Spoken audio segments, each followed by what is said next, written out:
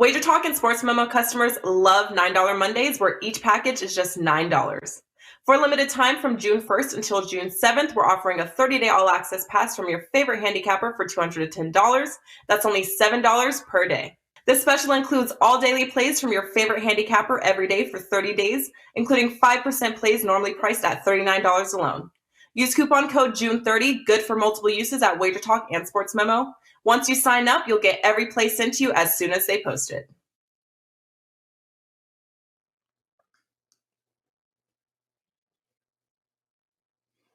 Happy Friday, everybody. Friday starts the weekend, and we are here to make this weekend a profitable one through the props betting market. Joining me every week, as always, my fellow prop masters, Matt Josephs from sportsmemo.com, Andrew McInnis from wagertalk.com. I am Andy Lang from wagertalk.com.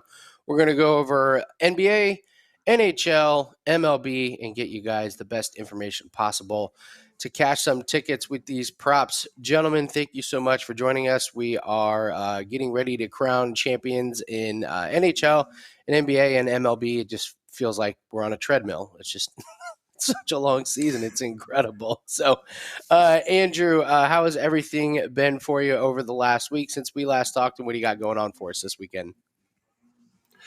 Great to be here with you guys. Things are going very well. And Andy, as you mentioned, we're on the way to crowning both NBA and NHL champions. And, you know, when we get to this point with the conference finals in the NHL and now the championship with the NBA, I think it just gives us more opportunities to focus on the props. You know, for me, I do sides, totals, serious wagers, but I feel like the later the rounds go, the less games there are, the more I can focus and dive in on these specific players. And that's really what I've done.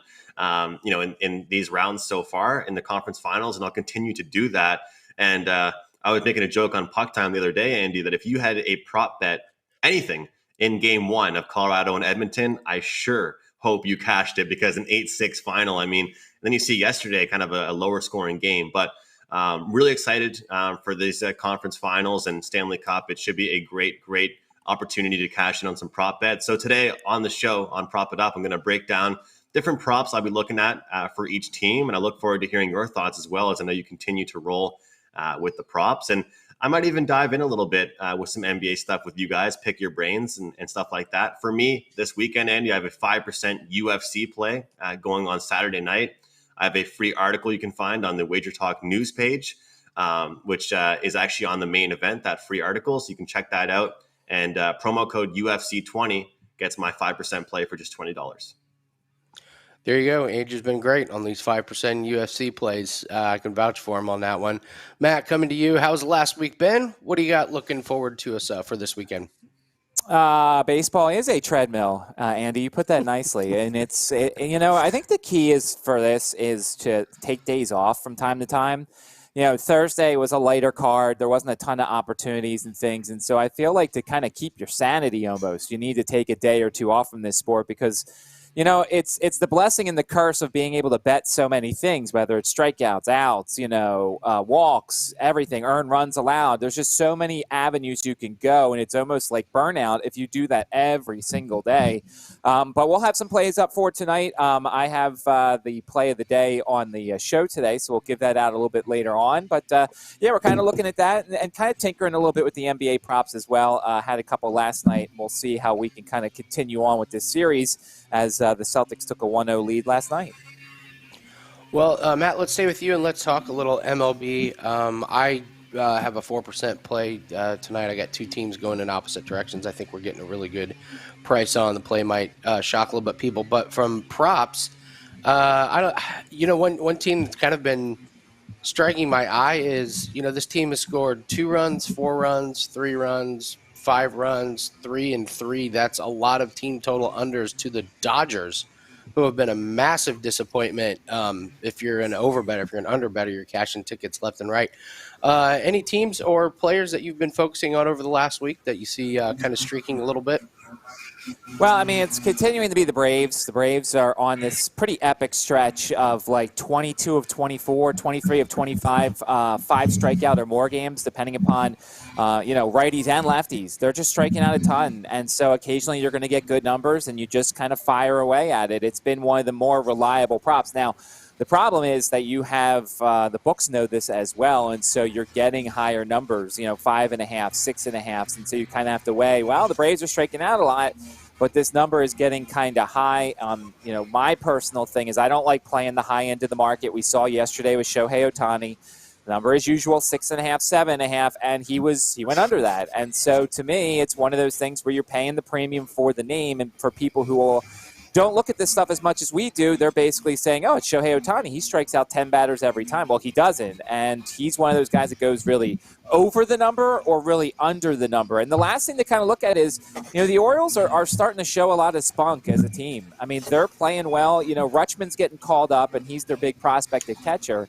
And while he's not doing a ton, the lineup kind of stretches a little bit. And so I like Baltimore's lineup here. Last night they played a high-scoring game against Seattle.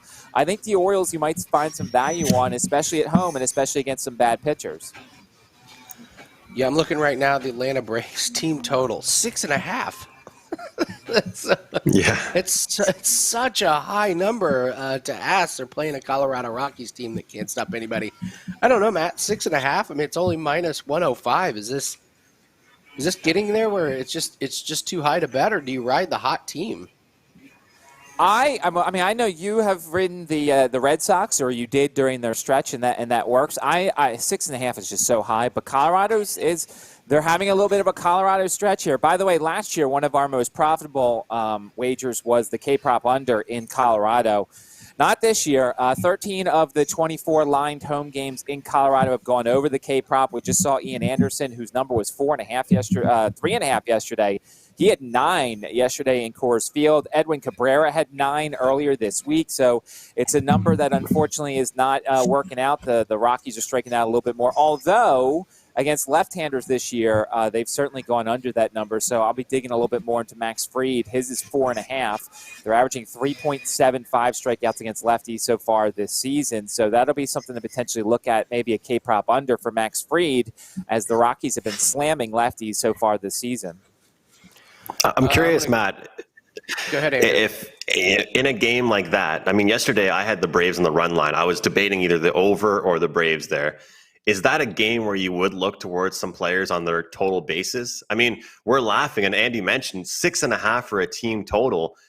It didn't seem like it was too difficult for them to get there. Is that a game where you would say, you know what, let's take a look at a couple guys to get over their bases or to get multiple hits and something like that? And the team totals are that high. They're obviously telling us a story, and we always say that the team total or the total is high like that for a reason.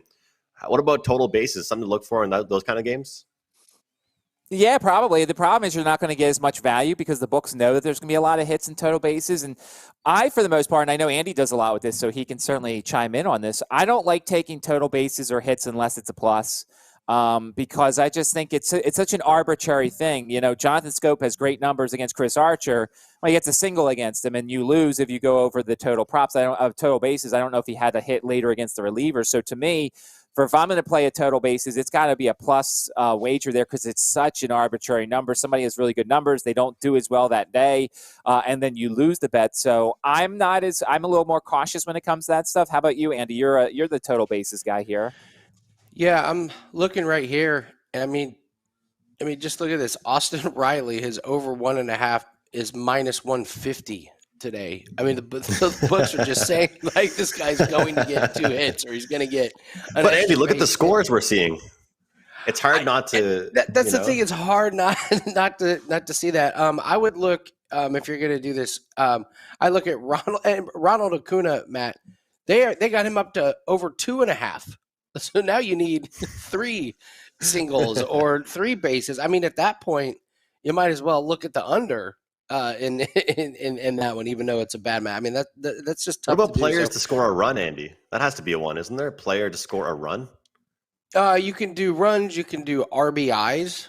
So they had a ton of base runners. So there's definitely ways to go about it. But like we said, if the books have caught up to it, you just kind of have to let it go and not just say this isn't worth it. You can't take over 1.5, total bases at minus 150. I mean, if anything, you look at the under on that one at plus money, just because the value's there. And if he does go 1 for 5 with a single, you win.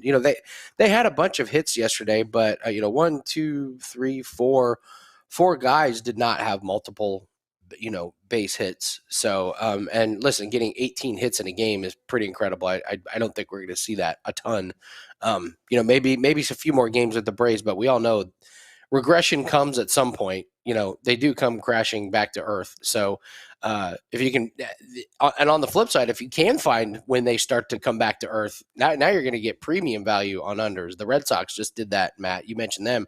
They had 2 games where I think they put up 1 run total, and then they come back with a 7-run performance or 8 runs. So there are peaks and valleys in this, but yeah, if you find a team and you find these batters that you can get on a streak, it's worth it. Matt, I'm going to come back to you for NBA here in just a minute, but Andrew, let's talk NHL.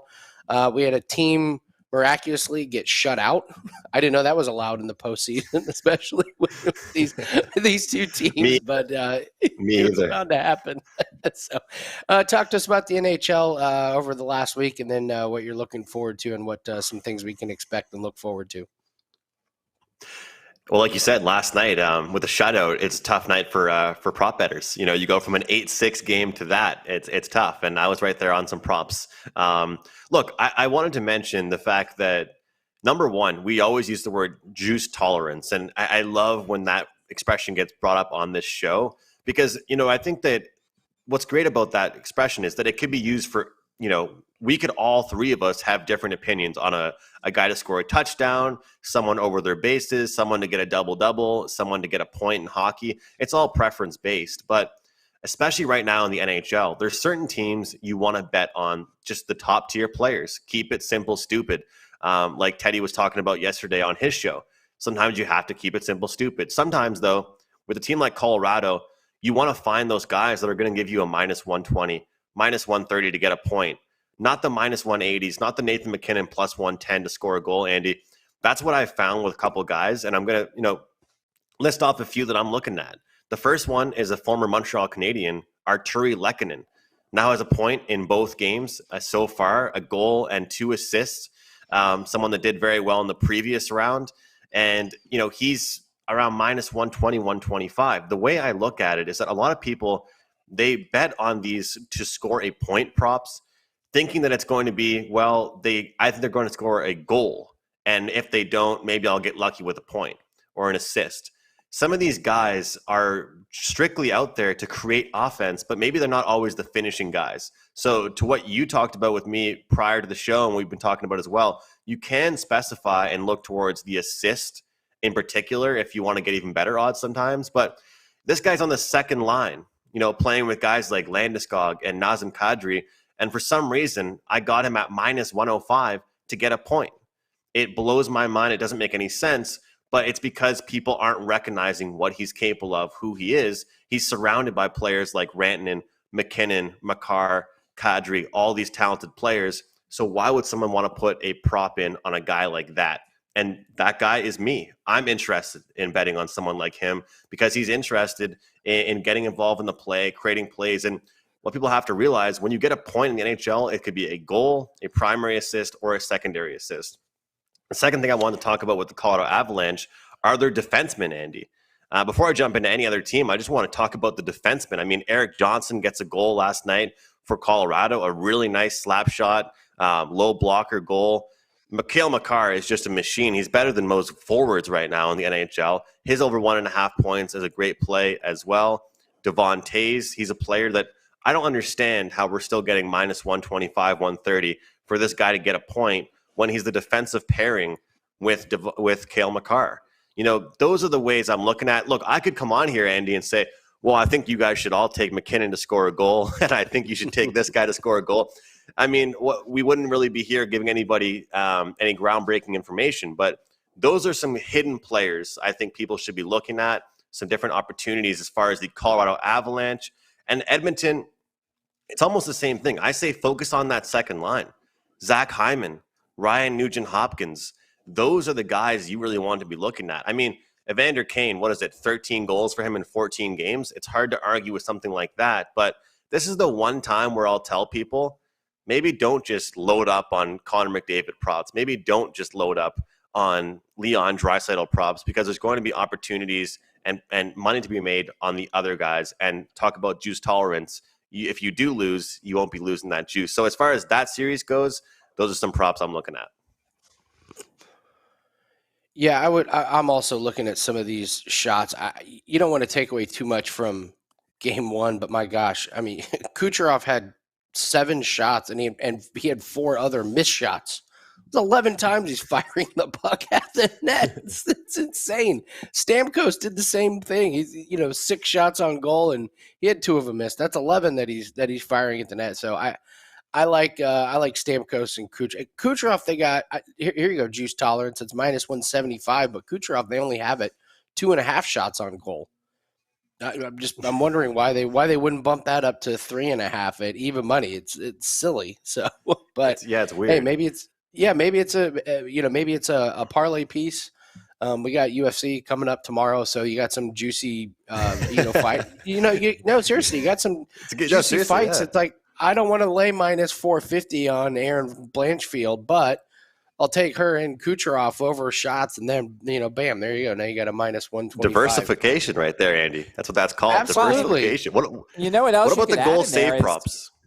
You can also add in there. Let's hear it, Matt. On DraftKings, they do will a pitcher get a win or not? And there's some pitchers who have insane no's. They're not going to win because they're either not going to go the 5 innings or their team's not going to win. So you throw one of those in there. That's a good one. Parlay.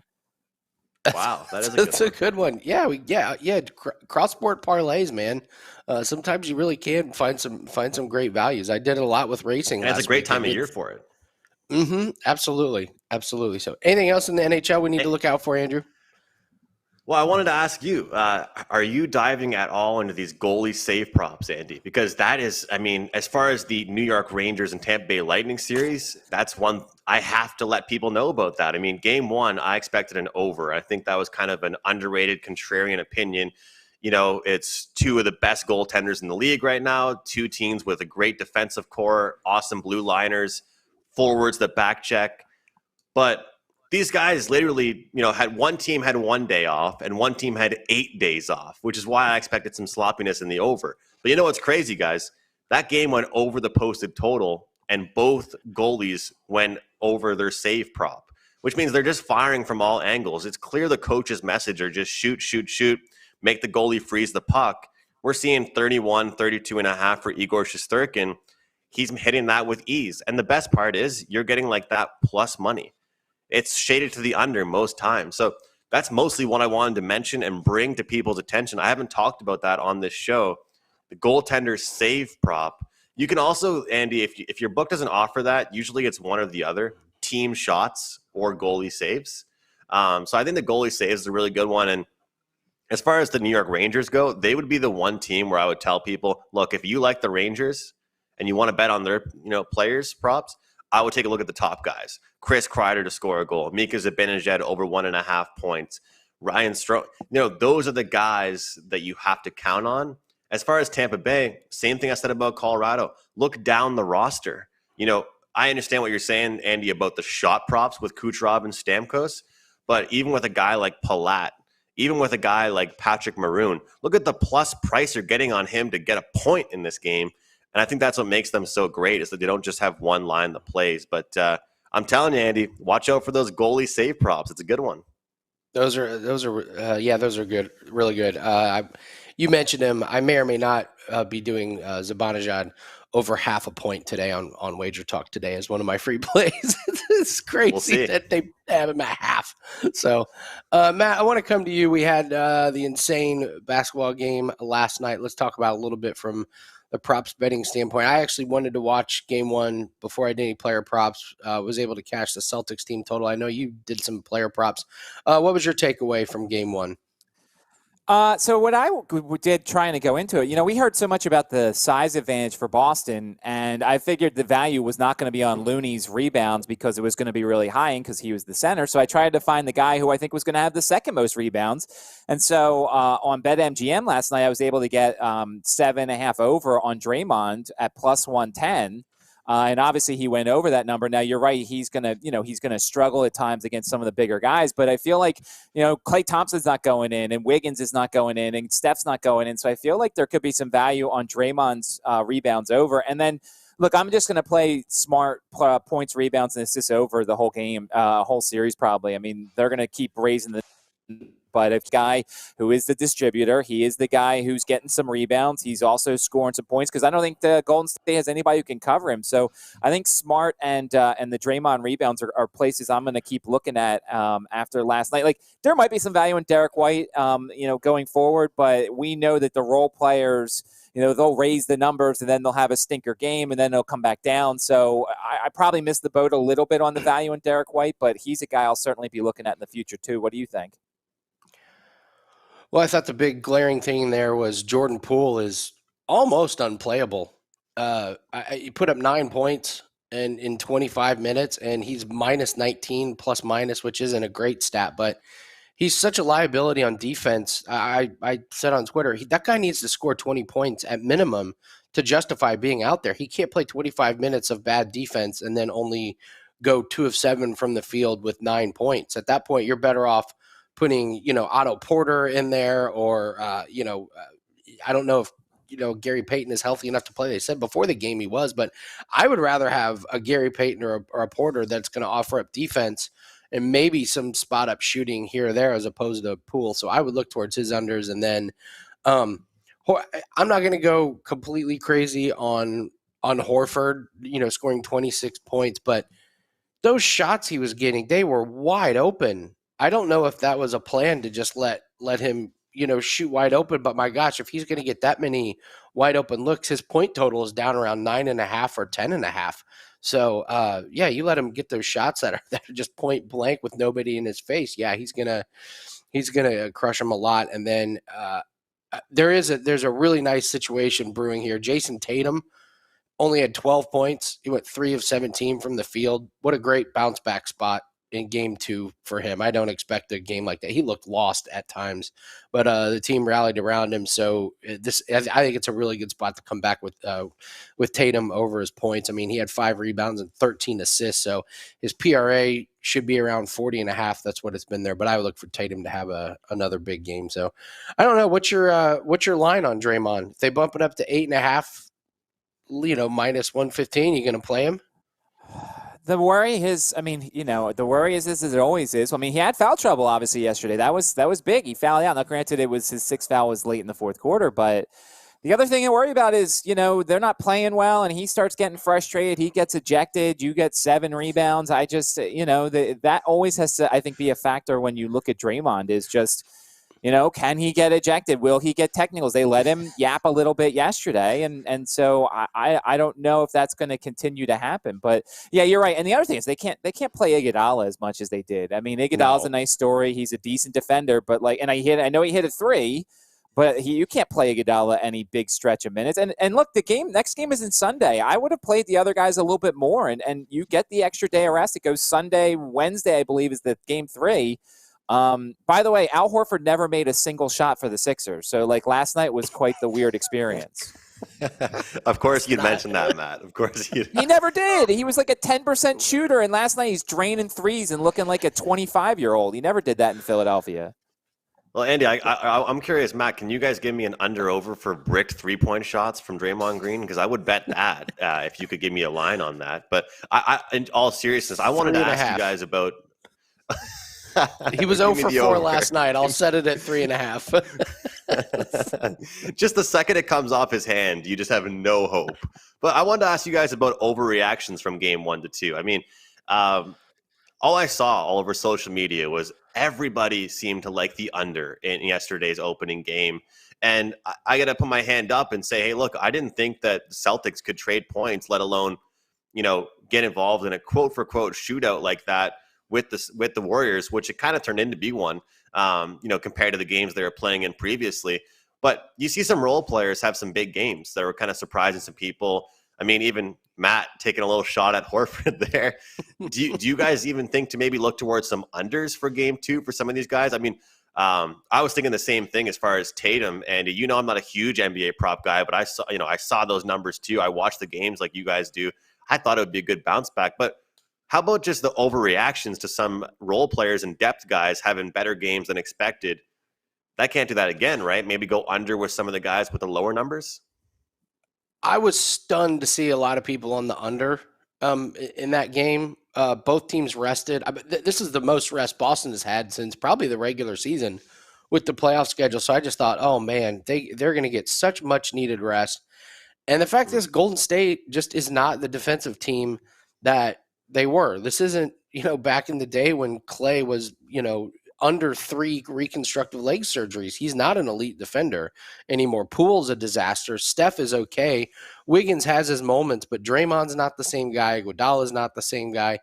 Looney's okay in the center, but I was stunned to see everybody on the under. Like I said, my play last night was Boston over their team total. And I got to say, more rest again. I think that's fresher legs. I think that's better for offense. And we have a game where Tatum goes 3 of 17 and we still go flying over. Matt, I'm not taking unders unless it's like Jordan Poole, but both team totals hit last night. I would expect overs again on Sunday. What do you think? I kind of like the under for Curry points in game 1, figuring Smart was going to be a tighter defender. And once they made the adjustments, he did not, do as much. Obviously, he had that really good first quarter. They made the adjustments, and he scored like 10, 11 points the rest of the game. I think there could be some value potentially on Curry's under for game 2 once again if they keep it around 27. I don't know if he's going to do what he did in the first quarter again. But yeah, I think Derek White, there's still going to be value in his overs. I think he showed yesterday he's got to play a bunch of minutes in this series. Peyton Pritchard might see a little uptick in his minutes in this series. But yeah, like you just said, with the extra rest time, these starters should be playing more minutes. I understand Golden State has guys off the bench, but as we said, Iguodala's not that good, and Poole just doesn't fit in this series. And some of these guys, if I'm Golden State, I'm playing Curry and Thompson more and kind of making them stay out there a little bit with the extra time to rest. Yeah, I agree completely. Robert Williams, as banged up as he is, played 24 minutes. That's a ton. That guy was barely playing 10 or 12 minutes. So I think the rest is really key here. So, all right, guys. And people were going under screens. Can you believe that? Every screen they were going under. I could not believe that. What was the game plan to just Matt talked about Horford getting every shot open. I know it's Horford, but still, it seemed like there were a lot of open shots out there. Both teams were trying to protect the paint, which kind of shocked me quite a bit. Well, White and Pritchard went 7 for 11. The Warriors were like, all right, if you guys are going to hit those, that's fine. And then sure enough, they did hit them. So the strategy backfired. So I get leaving some of those guys open, but those guys are not bad 3-point shooters. They're professional NBA players. I can't imagine leaving them that wide open for some of those threes, but I'm sure adjustments are coming. So, all right, we rotate doing our prop it up bet of the week. Matt, it is your turn. You are going with an MLB prop, I believe. So let's do the prop it up bet of the week. What do you got for us? All right, as we try and keep our stretch going here, I'm going to go against the team that I love to fade when it comes to strikeout props. The Arizona Diamondbacks are 4th in K rate versus right-handed pitchers this season. So we're going to go with the over 4.5 strikeouts on JT Brubaker of the Pittsburgh Pirates. 14 of the last 18 right-handed starting pitchers have had 5 strikeouts or more. Against the Diamondbacks, Brubaker's home. He hasn't been as good as home, and the worry is that he's not a guy who's going to go a guaranteed 6 innings. He struggles the third time through the order, and he's had his blow-up issues, but this is Arizona. This is a 4.5 number. He's gone over this number 4 times this season, has taken advantage of the Cubs, taken advantage of the Marlins and things like that, the bad strikeout teams. So we're going to go over 4.5 strikeouts for JT Brubaker at a very reasonable -135. Make sure to shop around for your different juices because different books have different juices. Absolutely. Great play today, Matt. Guys, go ahead and grab that. That's your prop it up free play of the week. That is going to wrap it up for us. Andrew, give us the promo code for your UFC 5% that you got going for Saturday. That's UFC 20. You get my 5% UFC play for $20 on a 10-3 run, Andy, with the UFC plays. I appreciate your endorsement. I know you're a great UFC guy yourself. Check out Andy's show. Andy does a live show. I always pop in when I can. Takedown Live, I believe it's called. But yeah, 10-3 run, 5% UFC plays. UFC 20 is my promo code to get it for $20. And also, guys, don't forget, this is a very early show. It's the prelims start at 1 o'clock Eastern. time. So don't wait. Don't wait until Saturday evening to go put your bets in. Like, get them in now. Otherwise, you're going to miss the whole thing. That's Andrew McInnis on WagerTalk.com. Matt Joseph, SportsMemo.com. One more time, Matt. What do you got for us this weekend? Just some strikeout props and some other baseball markets, and we'll post up some of the NBA props as Game 2 is on Sunday night.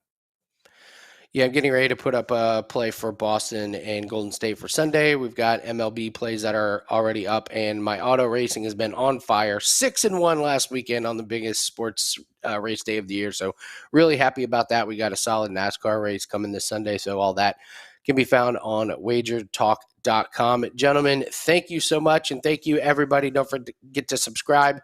Leave a comment below. Tell us what your favorite prop is for this weekend. Good luck. Let's have a profitable weekend, and we will see you next week on Prop It Up. WagerTalk and Sports Memo customers love $9 Mondays, where each package is just $9. For a limited time from June 1st until June 7th, we're offering a 30-day all-access pass from your favorite handicapper for $210. That's only $7 per day. This special includes all daily plays from your favorite handicapper every day for 30 days, including 5% plays normally priced at $39 alone. Use coupon code June30, good for multiple uses at WagerTalk and Sports Memo. Once you sign up, you'll get every play sent to you as soon as they post it.